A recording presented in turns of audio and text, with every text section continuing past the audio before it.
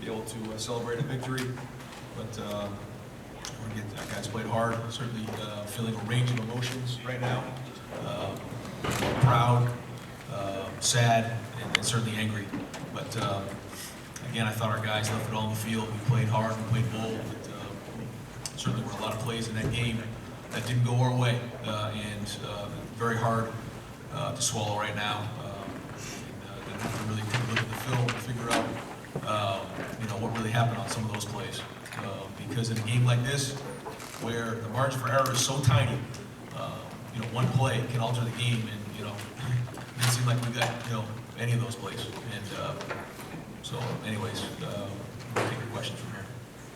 If you would, please raise your hand so we can get a microphone to you. We'll start here on the left, third row.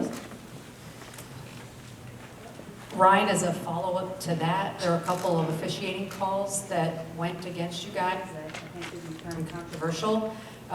What are your early thoughts on those as you saw them in the moment? Again, it's too close right now, and I'm probably too emotional to really talk about those, but you'll have to look at the film and see what that was. But I know that there were some plays that were called on the field and then overturned, and when they overturn it, there has to be undisputable evidence, and if that's what they deemed it was, it's going to be something we'll have to take a look at. But the thing about those plays were certainly the catch that was returned for a touchdown was such a huge play in the game. The play with Sean Wade, that was a fourth down play. That was such a huge play in the game.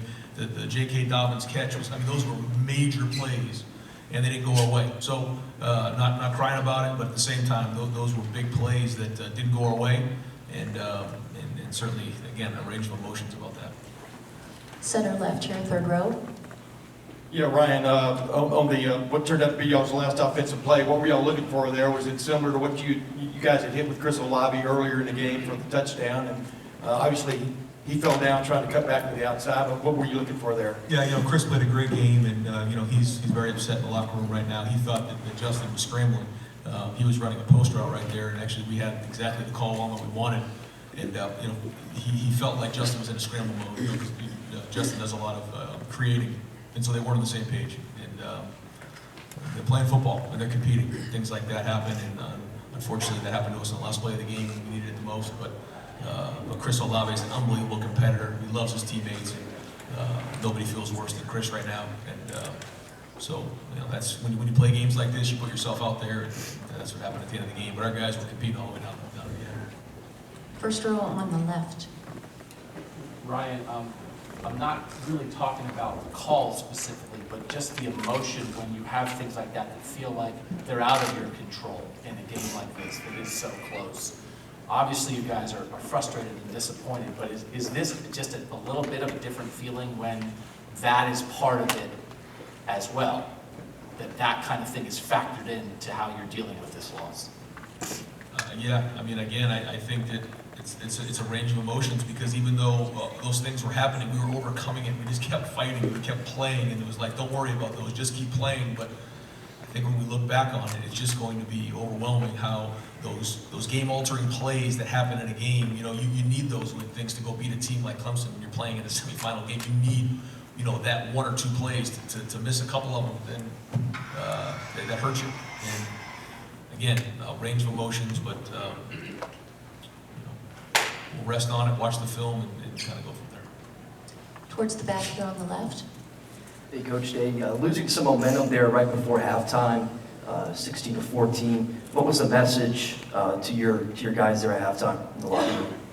Well, again, like you said, we had all the momentum, and then when we got the sack, and then the penalty was called on Sean, the momentum kind of swung right there, and we thought we really were doing a great job on defense. We had almost 300 yards of offense, so we got in the locker room, and we thought we played really well. The draw that Lawrence hit, and then that drive that got extended because of the targeting call on Sean Wade.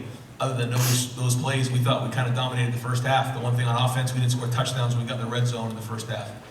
We're looking there at 16-14, and we had played really well on both sides of the ball. So we felt great coming out of halftime. First row on the left. Coach, this is for you and for Tuck. How did you guys feel like you responded to those plays that didn't go your way? Of course, the targeting, of course, the DPI. How did you feel about how your team reacted to those negative plays? Unbelievable. I'm so proud of the way our team responded like that. It didn't get us down. We kept fighting. We kept swinging all the way to the end. I couldn't be proud of the way we responded because those were hard to swallow. Third row on the right. Brian, I think it was 4th and 4 from the 39 when you guys were driving there late and you tried to draw them off, it didn't work. Did you consider going for it? We've talked with you about being aggressive all year. That seemed like a spot where obviously it's risky to do it at that juncture of the game. I'm just wondering if you thought of it and maybe why you didn't do it. You know, if it was a touchdown, but you know, it was a 2-point game at that point, and I felt like at the midfield, all they would need was a couple touchdowns, kick the field goal, and it wouldn't have made sense. So I thought the defense was playing good at the time, and I felt if we could pin them inside the 10-yard line, that would give us our defense a chance to get a stop, and then in a 4-minute drill, we could end the game. And I felt, I had confidence in the defense. I'd still make the same decision now. Second row on the right.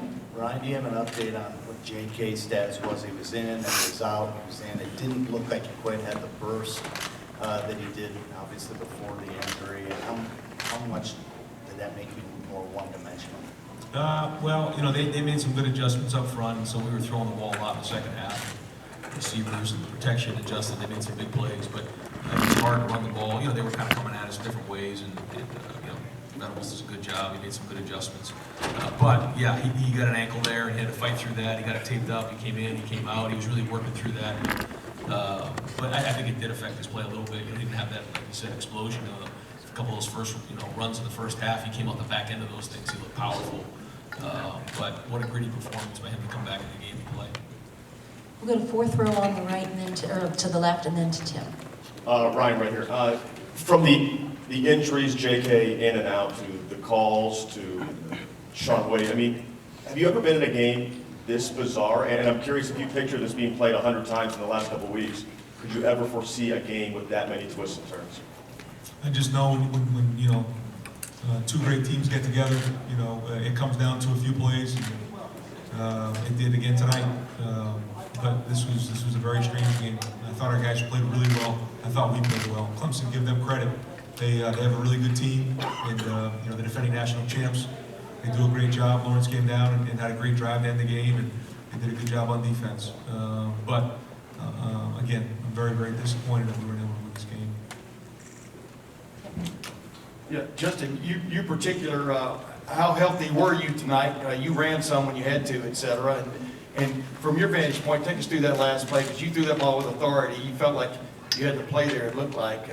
Just what were you thinking? What were your thoughts there? Yeah, just like Coach Day said, it was a look we wanted. And then Chris, it was basically just miscommunication. So, that happens in life. And, you really can't do anything about it now. So, just have to move on. And I also just want to thank the seniors on the team. And I really love those guys. So, yeah, I'm just proud of the team and the way we responded out there. Really, so, yeah. And how healthy were you tonight? Did you feel? Yeah, I felt pretty good going into the game. There wasn't really any pain in my knee, but it was just the knee brace actually being there. So, but I felt pretty good going in. First row on the left. Ryan, when you guys got the penalty going after the punt, that call to go after that, what were you hoping? Well, we were trying to be aggressive, and we thought we could get after the punt, and we've done a good job of staying off the punter and being aggressive, and we didn't dare. So that was a big play in the game as well.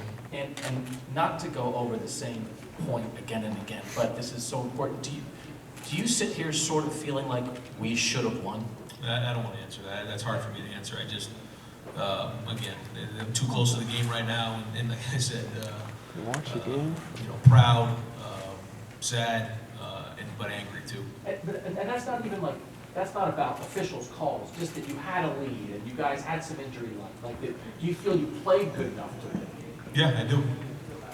Yeah, it wasn't good enough in the end, but we were right there. It wasn't like we didn't. Our guys didn't play hard. Our guys didn't execute well. We didn't make big plays. We did all those things, and it just came up short in the end. But we were right there all the way to the end, and that's the way it was. Third row on the right. Ryan, you talked earlier this week about not wanting the journey with this team to end. You just went to a losing locker room the first time as a head coach. I'm just wondering how much that was in your mind. I know there's a lot of things that happen that are frustrating, but are you able to, I don't know, basically appreciate's the wrong word, but reflect on the journey you guys did have to get to this point? Yeah, too close to it. There's just a lot of tears, a lot of disappointment, a lot of people angry in that locker room right now. To be honest, a lot of thrown helmets, a lot of just can't believe it's over. And so, you know, what do you say to a bunch of guys like that other than that you love them, and that the older guys and seniors have left a legacy, and the younger guys have to learn from it. And you know, wake up in the morning, the sun will come up, and we'll regroup. Next question with Tim. Yeah, I've got one for Ryan and one for Tuff. Ryan, do you feel like settling, it may not be the right word, but settling for 3 field goals there in the first half when y'all clearly had the momentum? But when you clearly had the momentum, how, as you look back on it now, obviously it's easy in retrospect, but how much of a killer was that in some respects? Yeah, that was tough. That was tough. No, if you score touchdowns there, then that's huge. And man, the one to JK that they called a touchdown first, and then they overturned. That was a tough one. That was 4 points there. And then you know, the one to Austin in the back of the end zone, we just missed there. I mean, you know, when you're playing against a good defense, things like that happen. And you know, I thought we made some good calls. You know, the one to KJ there, you know, we had, and it just, you know, Justin got scrambled a little bit, so we were just a little bit off. And but The you know, screen too, you know, the screen. oh my goodness, yeah, the screen. Yeah, so it was that game, that kind of game. And again, we're playing against great teams, things like that happen. Hey, Tuff, you weren't necessarily on the field for all these plays, but you guys had kind of put the big play bugaboo behind you this year and stuff, but they did hit some gash plays there. And it was sort of, what do you think kind of went wrong there from a, I don't know, concentration standpoint or whatever? And did Lawrence surprise you a little bit with his running tonight? I mean, give Clemson a lot of credit. You know, they got a lot of good players. They made plays. Not, as far as Lawrence running, not really a huge surprise. We just saw that in the game. Extending plays and being able to find other guys. So you can them. Thank you. This concludes the Ohio State press conference.